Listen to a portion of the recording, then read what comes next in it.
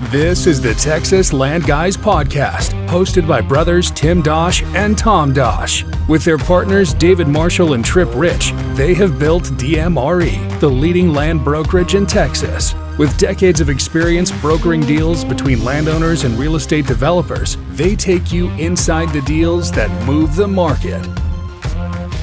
All right, welcome to the podcast today. Tim, how are you doing? I'm doing good, doing really good. I'm excited for our topic today. Yeah, we were brainstorming the other day on just topics, and we've covered a lot in our first 12 episodes or so, and we're getting closer to the end of the school year here. We'll be in summer mode here pretty soon, and so we were talking about just some of the things that we're working on a weekly basis in addition to deals, because deals, you know, when you're leading a company like we are, deals is just kind of part of it. And I thought it was interesting. We started talking about leadership, and we started talking about just leadership qualities that we look for in ourselves, and also just in hiring and our team, and really how we constantly are just evaluating how we're doing as leaders. And so I think this topic will hopefully be relevant to our audience. And I think both you and I, we won't only enjoy talking through it, but I think that we'll get a lot out of it personally too. Yeah, I would say as we talked more and more about it, just thinking about this episode, maybe one of the most critical factors in the success of DMRE are our values, our core values, which are hungry, humble, smart. And we can talk about kind of how we didn't start with those and how we kind of pivoted those. But we've learned so much in leadership and managing people and trying to grow leaders within our company, and seeing just a lot of success with different people over time. And a lot of that was based around these core values and how strong someone was in these. So we're very passionate about them, and I think they're very impactful. And the times we've kind of strayed away from them, we've had issues. And the times that we've really adhered to them, especially in the hiring process, we've made some incredible hires that have really helped propel us forward. And I think you have to start with why we landed on these core values. And it really goes all the way back to we're in a brokerage environment. That's what we do. And brokerage is traditionally a very kind of independent career. There's a lot of individual brokers, and even at large companies, a lot of brokers work pretty independently. But very early on, we saw the value of working together. And I've always said, for me personally, I just enjoyed working more with others on deals. And so when I started in the business, you and David were working on a lot of deals together. So you're driving to meetings together, preparing for pitches together, going to a client's office together.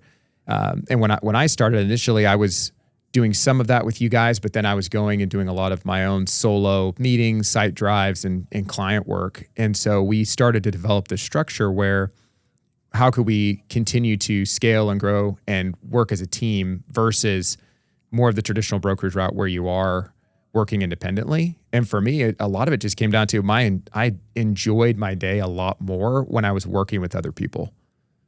Yeah, you enjoy it more. And then if you look at the success, just a difference in the model of being a team versus a model of, one or two brokers, trying to do it all by themselves without sharing information, without accumulating knowledge and pooling it, without sharing relationships.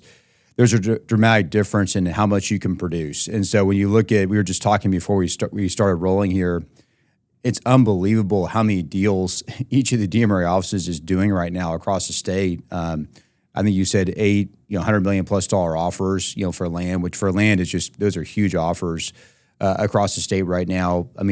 Tens of thousands of acres, under contract, going under contract for development. Not to mention, 130, 150 deals or so that are in the works. So just a lot happening, and with a decent sized team, but a very small team for that level of impact. And the only way to explain it is the team approach, and especially a team that has these core values. We spoke before we started, you really can't have, a successful team if you don't have these values, because the team will be destroyed by people on the team where there's deficiency in one of these values, or maybe potentially more of these values. And there's a lot of people in our business who are very successful by themselves, but there's some deficiency in one of these values. It makes it very hard for them to link up with other people and really work as a team. Yeah, that's a great point. Probably to start on this, I'm thinking back to when we first started our company. one of the things you don't necessarily think about when you think about, okay, I want to go and start a company. And when we left where we were at Newmark Global Firm to start Dosch Marshall was, we're going to need a logo. We're going to need brand colors. We're going to need core values in addition to an office and everything else. So I remember a brainstorm session in Houston where you, me, and David had a whiteboard and we were writing core values. And I think we wrote maybe 30 core values on the whiteboard. And then we started debating. We're like, okay, so this one or this one, and let's take this one off. And I remember it was like honesty, integrity, hard work. And we're like, well, how do we not have like honesty as a core value? But then, generosity, and pretty soon I think we landed on like 7. And even then we were like, we're not including all the core values we could include. And so I think just that initial way we looked at this, was so similar to probably how a lot of companies do, because, we were listening to a lot of Donald Miller at the time and his Story Brand podcasts, which we learned a lot from. And one thing he always says is most companies can't tell you what their core values are because they're so generic, or there's so many of them that they just aren't really communicated across the firm. And so I think we were falling into that trap, because I remember we looked at some other companies we respected. I think we pulled up, a couple of our, clients' websites that we really respected. And it was like, integrity, generosity, honesty. And it's like, those are some great core values. I mean, those are really important to us. But it was also like you pulled up 3 websites and you saw the same core values on 3 websites. I don't know. Do you remember doing that?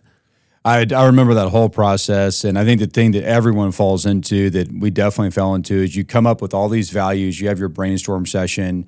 There are things that you believe in that you want to exemplify in your business and that you believe you do exemplify. But then if someone asks you 30 days later or 45 days later, what are your core values? It's really hard to remember. You can remember 3 of them. Maybe if you have 7 of them, you can't remember all of them. It's a little bit hard for the employees to grasp them and to remember them and to really develop a culture around them. And we definitely fell into that. And so I think we probably spent maybe a year or 2 in that place, of these kind of core values that would, everybody in the business would probably say they have or want to have.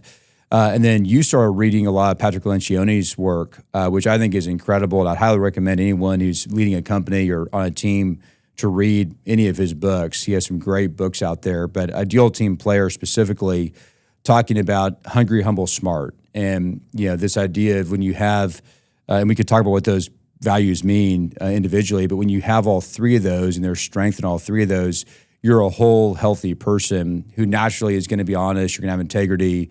You're going to do things in an excellent way and have really good relationships, interaction with not just your clients, but people on your team. And so that was so helpful for us to adopt that, basically just take what he put together and say, we want to exemplify that as a company. And we want to build a team like that. We want to grow personally in those values, and we want to hire people that have those values. He has a great framework for helping you do that. So maybe we can kind of get into that and talk about that a little bit. Yeah, and I was going to say, so a good friend of ours, Jeff Gerhardt, who's a business coach, and now he runs an organization called Priority Living. He was the first person that introduced us to Patrick Lencioni, and I think the book Death by Meeting, The Advantage, Ideal Team Player. He's come out now with Working Genius, which is an assessment that we use across our team. Everyone at the company's taken it. All of our prospective hires take it. But I remember talking to Jeff about our company as we were starting it, and have gotten so much advice from him as a coach. And one of the things that he said was, your organizational health is like the greatest opportunity for a company to really be successful, because most companies aren't thinking about it. And organizational health is really, it's your culture. It's people buying into the culture. It's being able to retain people. It's shared vision, and it's how you're doing meetings. It's all these different things. And so Patrick Lencioni's books, like you said, are pretty incredible. His coaching group called The Table Group is coaches companies all across the world. And I think when we landed on Humble, Hungry, Smart and read that book, it just really resonated, because the way he writes a lot of his books is they're just stories. It's really similar to the way that Jesus told stories and parables. That Patrick Lencioni uses allegories.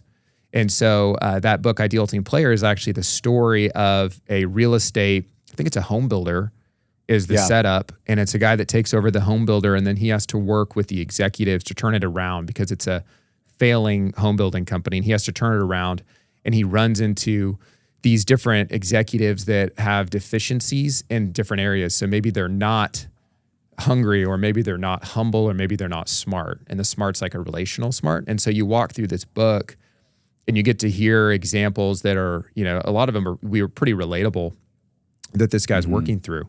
And I think we saw just the value of, if you can really create a strong team, there's no question, we see it in sports, the team always beats the individuals. And that's really what the concept of humble, hungry, smart is about. I know you and I have talked about different things we could add to it over time. And I think we've tried to stay away from adding to it just because for sure it's not 100% comprehensive, but as we talk through it, I think it really is simple. And I think that it really, in a lot of ways, does, accomplish most of what you're looking to accomplish if you can have those three qualities on a team. That's right. I think it'd be good to spend a little bit of time just going through each one and talking about what they mean. And then we can talk about how they're applied on a team. And then at some point, we'd love to get into how the deficiencies, when someone has deficiencies in one or more of these, the dysfunction that causes on a team, and how we've seen that, in our company. I think if you start with humility, how would you define humility, Tom? Well, I was going to say, it's funny because you were saying hungry, humble, smart. I a lot of times say humble, hungry, smart. And I don't think that there's necessarily a debate like which one should come first, but interchangeably, a lot of times we do interchange the order of humble, hungry, smart. I normally naturally say humble, hungry, smart. So starting with humility is so important. And I think humility is pretty difficult to find. I think just our human nature is that a lot of times we're just naturally out for ourselves. Everybody kind of has an angle. A lot of times, even if you're willing to put others first, it may come from a place of you're going to end up ahead at the end of the day. So it's a little bit of a false humility sometimes. But the humility we're talking about is like truly putting the team first. So seeing the vision of where the team is trying to go, whatever it looks like for that team to win, and being willing to sacrifice so that the team can win. And that can look like a lot of different things, but what it's not is what am I getting out of this? It's not entitlement. That's probably where we see it the most, where you're seeing maybe in like an interview setting, someone's very, very focused on what they can get out of it, not the value that they can add to the team. Or someone's very focused on just climbing the ladder and not on the success of the company. The company is losing money, but I want to grow in my role. So I think the humility aspect, it's a good one to start with, because I think when we interview so many people to come over and work, and then probably for me personally, that tends to be probably my weakness of the three. I think it comes from a place of when you're a high level achiever, when you're type A, when you're a performance-oriented person and you've achieved a lot. And in our business, there's metrics, like there's doing deals, closing deals, there's a scoreboard. And when you've achieved a lot, it's really easy to feel like the value you're adding is the most important value that's being added. And so again, I think it goes back to your human nature, is that you're very likely to get self-focused, and that humility aspect is the one that's going to get exposed. Yeah, and I would say especially people who are attracted to our business. We a lot of people that want to get into our business, the idea is, how can I make as much money as fast as I can make it, any way I can make it, and they don't always come out and say that, but that's kind of where they are. And so it's a very self-focused, how do I position myself? I don't care about other people. It's very destructive to a team. And unfortunately, it's very short-sighted, because those people typically do not do very well over the long term. It's kind of funny because you'd think the more you're looking out for yourself, the better you do. We've actually seen the opposite in our company. The people that are less self-focused, that are more team-focused, have made a lot more money, been elevated more quickly in the company, and have done a lot more deals than the people who are so worried about how do I get paid on this deal and how do I make more money and that kind of thing. And I think that's very common in our business. It attracts more of those kind of people. And then also, I think we've seen with the younger generation, as we interview a lot of these kids out of college and people that are younger, there's a lot of entitlement. And I remember I was very entitled, and I'm kind of embarrassed. Now there's things looking back where you almost like wince at yourself, in different situations. I think I really struggled with humility when I was young, and I was very confident, which I think that there was a good part of that confidence, and it helped me get in the door places. But there was a lack of humility and probably an insecurity that was driving that. And we see that a lot with young kids. Or I went to Texas A&M or UT or Baylor, one of these schools. You probably see up in Dallas with SMU. They've been told their whole life, you're a great student, you're super smart, everybody should be opening the door for you. You should be making so much money right out of the gate. And there's a sense of, hey, everybody owes me something, and I don't have to prove anything to anybody. And that's just a very damaging place to be for them personally, because when you're coming out of school, you need to be willing to learn. And there's so much that you don't know, that you don't even know you don't know, that you really need to work on it and learn to have success in your career and to be a value add to an organization. So I think humility is something that everybody struggles with. And I think it's great as we talk through these. We don't think we've arrived on any of these. I think the deeper you get into this, you realize just personally how, for me, there's areas I struggle with all three of these. And trying to always be working on these. But the extent to that you're aware of these struggles personally and you're working on them creates a really good place for health on a team. Yeah, that's good. And I think what you said about short-term mindset over long-term is important, because another thing with humility is just recognizing who we are as people, that we do have weaknesses. Because really pride is believing that, you're the best, or you're the most important, or everyone needs to kind of serve you. And with humility, you're going to realize the longer you're in your career, there's just these lies that you can work a couple hours a week, or you don't have to work very hard, that you deserve it, that you can kind of get it all now, that there's shortcuts. And there really aren't shortcuts to being successful and having a long-term successful career. And it's the idea of a marathon over a sprint. And I think you see that in people go through life changes, whether that's health problems, whether that's, relationship problems, or just even just the natural aspect of aging or having kids and just a lot of additional responsibilities. It's one thing, when you're coming out of college and you're really just kind of focused on yourself and you're building your career, but having the humility to say that I have weaknesses, but also I need other people, like that I actually need other people, and that other people have gone before me. I think that's where entitlement misses the mark the most, is not recognizing that whatever company you're going to work for, that company existed before you were there, and other people have worked hard and sacrificed, so there was even an opportunity to go work at that firm. And so I think for us, we're looking for, we want to hire really bright talent that is here to help us improve and get better, but also is here to come learn, like you said. So it's a balance of, if you're coming in day one telling us how to run the business, then you really don't have the humility that we're looking for. But we do want you being somebody that long-term can add that kind of value once you actually know what you're doing. And we've elevated people at very young ages to places of leadership, and they've had incredible success that you would never think someone their age could have. I mean, beating out people that have been in the business for 25, 30 years, maybe doubling their production. So it's not that we don't think we want to listen to people that are young, or don't think that they have potential. We think they have a ton of potential, but the humility lets them fill in the gaps where they need to grow. And I love what you said about how we all have deficiencies and weaknesses, and we all have strengths. And I think that's the power of the working genius model. We won't get into that too much on this podcast, but that book that Patrick Lencioni wrote about how each team, there's people on the team that have different, what he calls geniuses, or different strengths. And the longer you work, you realize, there's some areas that I'm really strong, and there's some areas I'm really weak. And I need the other people on the team to fill those gaps in. And as we start looking at our teams, we intentionally are trying to bring people in with different strengths to complement each other. And there has to be a level of humility to say, you know what, I know where I'm strong, I know where I'm weak, I know where the counterparts on my team, where they're strong and where they're weak. And there's grace for where they're weak, and then we can lean on them where they're strong. And that's where you can start to have a really strong team that really works together. So let's talk about hunger as the second kind of pillar of this 3-pillar stool here. So hunger is probably one of the easier ones to think about.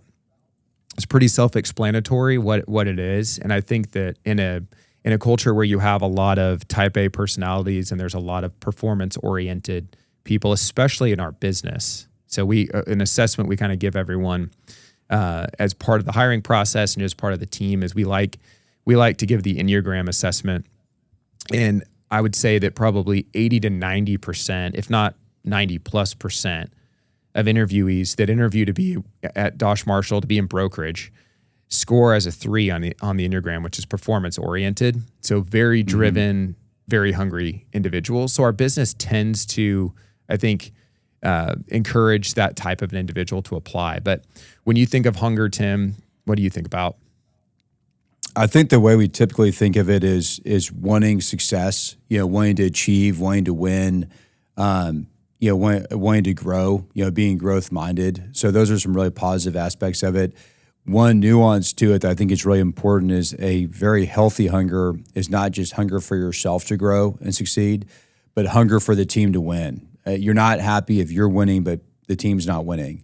There's a desire to win as a team and to accomplish together. And I think, out of all the 3 values, hunger is the one that people normally come to the table with when they want to get in our business, because the hunger is driving them to a business where you can go work hard and you can achieve a lot, you can make a lot of money.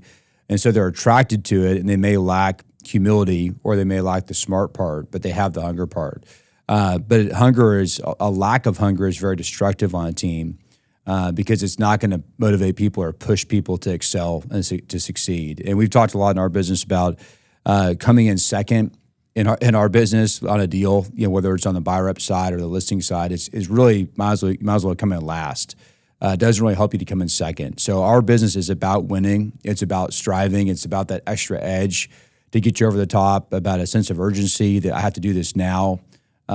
You have to be competitive. You have to want to win, and you have to be driven by that, where that makes you want to step up and excel more and doesn't make you take a step back. And so the people that have struggled with hunger, which we've had some of that in our company, there's a pretty big weakness there. And there's really a ceiling on their growth because they're not going to be driven to succeed for the team, and they eventually can let the team down if that's not there. I think you're just talking about winning. I think I was getting pretty excited over here. I think that fired me up because I'm a very competitive person. I know you are too. We're all very competitive. When we hear, a project announced that we weren't involved in, we feel like in some way we failed because we should have been involved in that. We should have known about it. We should have put a client on it or sold it. We're so competitive. That's why whenever we get an opportunity on a listing, it's kind of like failure is not an option. We're going to go as hard as we can to be successful. What's interesting about hunger, as we're talking about it, is, and maybe a little bit different than humility, you can lack hunger, like you're saying, which I think is pretty obvious. The person that's kind of punching the clock, not putting in a lot of effort, I like to give the example with my guys of like not leaning in for the first down, not really just putting their body on the line, but sliding. But there's also the person that's too hungry. And so you can actually be on either end of it. And then they're almost equally negative, because if you're too hungry, which you could say if you're too hungry, then maybe you're lacking in one of the other areas. And that's really what it means to be too hungry. But you're probably like steamrolling people or not working good as a teammate. So and so maybe steamrolling is more of not being smart, and maybe not working well as a teammate is not being humble. But we'll see that a lot in the business as well. It's people that are almost just like too hungry and they don't know how to back off. And maybe that's just a lack of smart. Well, and it's winning at all costs. And that could be a character thing as well, because they're not able to restrain that and balance that. And one way that can play out for us is there's many times we talk to a seller and we know that, hey, they would sell and we could go list this property and do a deal, make some money, but we know it's probably not the best thing for them. They should probably wait 6 months or 12 months or 18 months. And we say, hey, you know what? You shouldn't go do this deal right now. You should wait. And that would be an example of restraining hunger, because we do want to do that deal. We want to be successful, but we know it's not good for them. So our character is going to restrain us and say, you know what? Let's not do this right now. And so I think you're right. There needs to be a balance where there's some restraining of the hunger, and it's in a healthy place that benefits your clients and also benefits your team. Because I think we see a lot in our business where people are very hungry, and it's very damaging. And it can even bleed across the side of them having poor character and just wanting to win at all costs or do a deal at all costs. And I think that smart, and then we'll come back to humble hungry in a second, but smart is probably the hardest one for people to understand because it's not referring to intellectual. And it's not, what we're not saying is that to be a good team member, you have to have an extremely high IQ. What we're saying is you have to be relationally smart. You have to be good at interacting with, working together with others. And that's obviously very important in our business where it's a relational business. As a broker, as someone that is managing, a client, whether that's on the sales side or the buy side, it's extremely important. But I think that we've seen, we probably could give some examples here of where the ability for someone to be smart in a situation is so valuable, but then when you're not smart, it's probably the most glaring of the three. Yeah, I think considering other people, their feelings and emotions, what they want, looking outside yourself, having empathy for people. I think what makes someone a really good broker is someone who's very smart. They know how to sort of be in a place where someone is and understand, like to read other people very well, and then to adjust, the way they approach that person based on where the other person is. I think it's something you either naturally have or don't have. If you don't have it, I don't think you'll be a very successful broker. Even if you're super hungry, and we've been around some brokers like that where they're very hungry and there's no smart, and they're just very abrasive. They're kind of like a wrecking ball, and it creates a lot of issues. I think they may have some short-term success, but having a long-term career and being respected and have a lot of success, I don't think happens unless you're smart. And it's really how you develop a good reputation. In some ways, it does kind of go with humility, because if you can get yourself out of the way enough to actually be focused on the other person and what they really want and understanding what they're saying without them actually saying it. Because I think what you do agree, Tom, a lot of times when you're meeting with a buyer or a seller, they're never actually probably telling you what's really going on. They're giving you a story, but then you're having to kind of fill in between the lines. What do they really want? Where are the pain points here? Where's the pressure? And what really motivates them. And someone who's smart starts to pick up on those things, even their body language, just knows how to respond and handle that situation. Where someone who isn't smart is just completely oblivious to that. And I think when applied on a team, someone who's smart reads the team. They know, hey, so-and-so is having a bad day today, and I'm not going to take this personally, or maybe I know how to respond to something that's happening in their life, or we didn't get a deal or we did get a deal. I know how to handle that in a way that's appropriate, that benefits them versus just focusing on myself. Yeah, that's a great point. And I think, again, there's a connection here with humility, because really us being successful, thinking about the team and the team's success and winning, it actually starts with thinking about the client's success and the client winning. And so what you're saying is you have to be smart enough to be able to pick up those relational cues, to know the questions to ask, to really put yourself in the shoes of the client. But a lot of that starts with humility. Because I think when I started in the business, and probably when most of us start in the business, it's very transaction based. And you're thinking about, I want to make a call. I want to see if they're willing to sell. I want to go get this property sold so I can get a commission, so I can put food on the table. And then as you're in the business and you find success, you start thinking a little bit differently. I think you've really made it when you can walk away from a deal and it's okay if the deal doesn't happen. Like you said, it's okay if the answer is it's not time to sell. I don't have to get paid tomorrow. But that ability to really ask those questions because you care about the client. I know that I could bring you a $20 million offer, but what's your real motivation? Is your motivation that you need to sell sooner than that, and so it's going to be a lower offer, and maybe that's not what you want to hear, but that's reality? Or is your motivation that you don't need to sell for the next 5 years, and I do believe that your property is going to be worth more, so let's wait? And I had this conversation with a client earlier this week that's a large investor up here in Dallas that has some great land holdings, and I've been talking to them for a while, and I just asked him, what's your investment strategy? Because if I can understand really what your investment strategy is, then I can help you be successful. Because you can assume that but the reality is the way they were looking at their land holdings was very different than maybe the way that we look at our land holdings at Ascent. We own several sites. So it's really helpful to be able to ask those questions and to be able to take the time But again, I don't think you would do that without humility. So it's amazing how much these, really work together. Yeah, being able to read people, I think in one way you don't waste time when you could read people well and we were paying attention to what they really want, because there's times where we meet with someone, we realize, you know what, there's not a fit here. Like we're not the right fit to work with them, or what they want isn't achievable. And the longer you're in the business and the more you pay attention to different people and their motivations, you start to understand that. But then also, if success as a broker for you is just doing deals and closing transactions, you're only going to have a certain amount of success. But if success for you is your client maximizing their results and then getting what they want at the end of the day, that's where you have long-term success and a great reputation. And we've been able to do that. But that's by, like you're saying, asking questions, listening to them, not making assumptions, having empathy for them, understanding everybody comes to the table with different needs and different desires, and so really paying attention to that is key. And if you just come to the table thinking like I know what they want, and I'm just going to go kind of give everybody a one size fits all with what I think, you're not going to be very successful long term. So I know we were just semi debating this before we started recording, but which one of these? There's probably two questions I have. Which one of these do you think, Tim, is the hardest to improve if you don't have it? I guess would be the first question. Yeah, we were talking. I think you were saying that one thing that Patrick Lencioni talks about is if you're very deficient in one of these things, he makes the case it might be hard to become good at one of these. Which I think that there is a sense where people can be pretty negative and think, as you go through life and through business, you run into certain people that just don't change.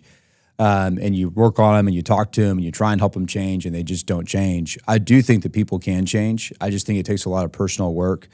And we've seen, people sometimes will have some wounds or some trauma in their life, from maybe earlier in their life from a parent or some situation they went through. And there's a place of hurt that they're approaching the world from, and you can have healing in that area. I mean, whether it's through some counseling or therapy, or I believe from a spiritual transformation, you can have healing in different parts of your life. I've experienced some of that in my life, and so you can take an area that was a big weakness, and you can actually become stronger in that area over time. But was your question, which one's is the most likely to change? Really, just because let's take out if you're kind of very deficient, because I think, if you're very deficient and maybe smart, that's going to be really difficult to work with someone. But if you have someone on your team, which one of the three do you think you could help somebody grow in and get from a place of, maybe just kind of maybe being a little bit more mediocre to a place where they could really excel? I think the hardest one to change might be hunger. I think if you come to the table and you're just not hungry, it might be hard to get someone hungry. Maybe something has to happen in their life that changes them where they suddenly get hungry. I think looking at myself, I was very hungry. I mean, that was probably my strongest thing early on. Very hungry, not humble, I was probably kind of smart and knew how to handle people, but really not smart in a kind of a holistic sense. And so I think as time went on, just being in the business and especially being on good teams humbled me. And then, I was able to work on the smart part. And then the hunger part, I think, has been the thing that I've had to adjust from personal hunger to team and company hunger and trying to win together versus just early on, it was all about me winning for me and probably not a very healthy hunger. But I think hunger would be the one that if that's lacking, that's a real challenge to overcome that.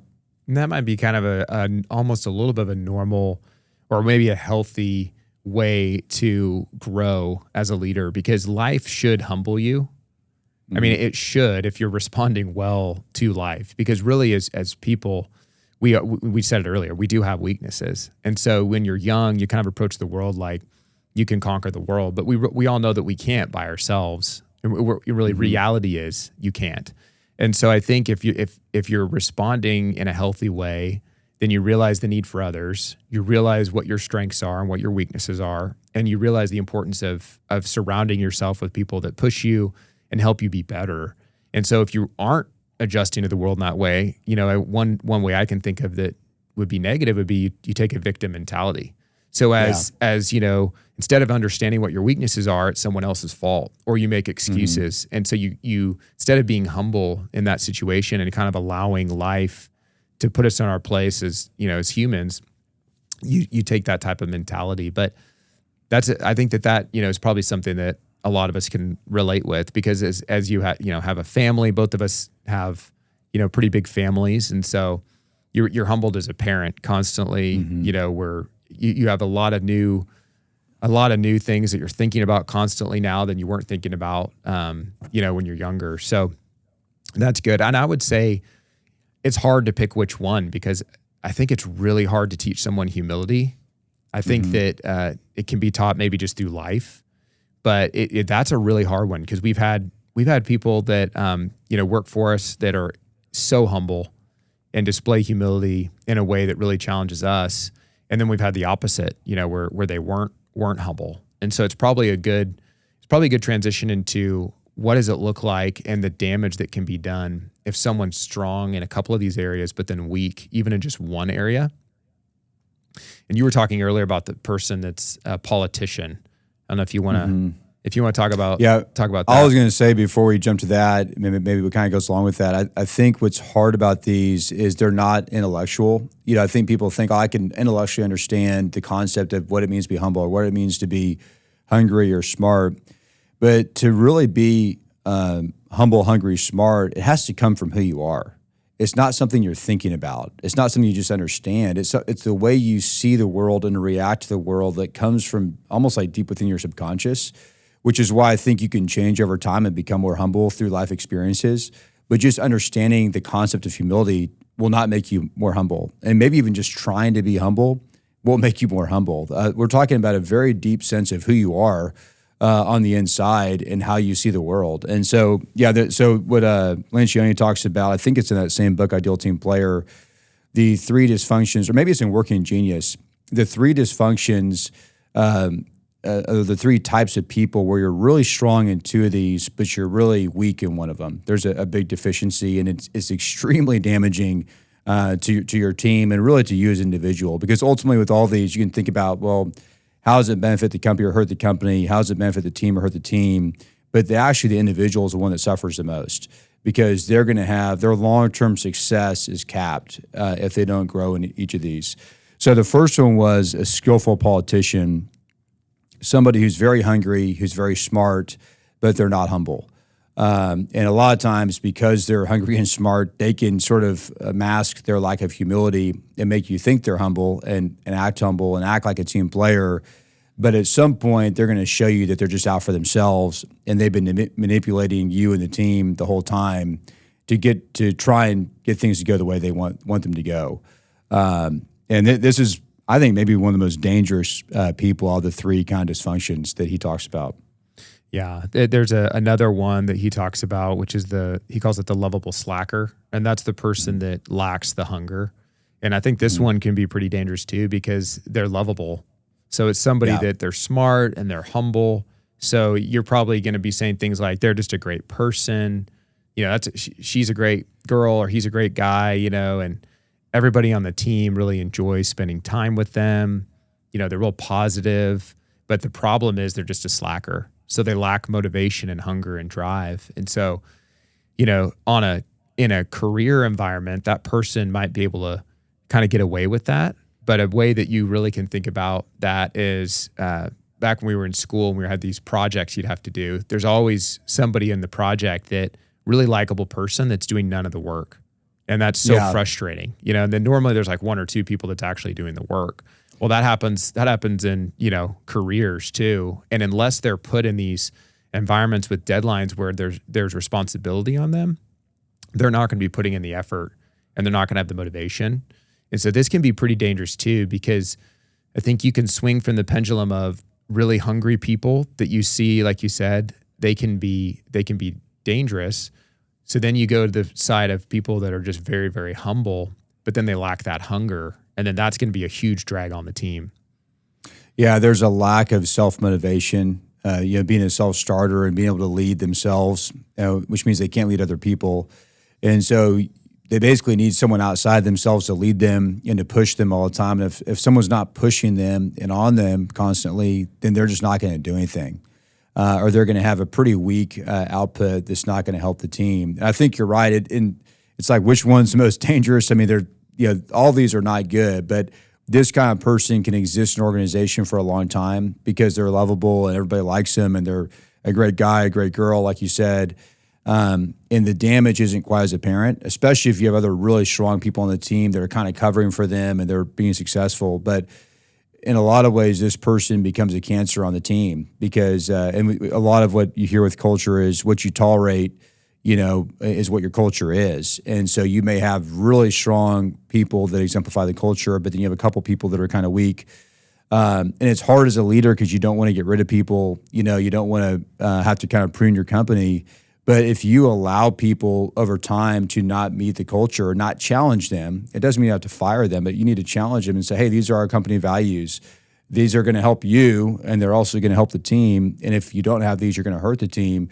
The idea is to make the environment uncomfortable if they won't conform to the values to where they decide to leave, which we've had that happen with our company. Or at some point, you have to ask them to leave because they're not going to be a long-term fit for the company and they hurt the company. But the longer you delay that, it can start to affect the other members of the team who might be healthy. You say, you know what, I don't understand where we have these company values, but then we don't enforce them. We don't follow them holistically as a team. Yeah. That's hard as a leader because some of these people are people that you really like. Yeah, I think you're doing an incredible job if people are leaving before they have to get fired because the culture is driving them out. And what I like to tell people in interviews is, culture is very important to us. It takes one person to mess up a culture. I want to have a culture here where we all enjoy coming into the office and there's not, I don't want to go by his or her desk, or I don't want to have to see this person, but I'm excited to go and be with these people because I'm going to be with these people more than even my family this week. And so culture is so important, but it's not just important to us. It should be important to them. Because if they don't fit into our culture, then they're not going to like it either. It's just going to be a negative environment for everyone. And so I think that you're doing a good job if your culture is so strong that you're weeding people out because they just realize that I can't fit in here. And and there's times when people hold on and we've had to let people go too just because they didn't fit the culture. Yeah, and hopefully all of us realize, there's areas where I know I'm weak, but I'm seeking to grow in those areas. And that's a healthy team because everybody's going to have places where they're not quite there. But the culture, the desire for the culture is for everybody to be going the same direction and growing in these things.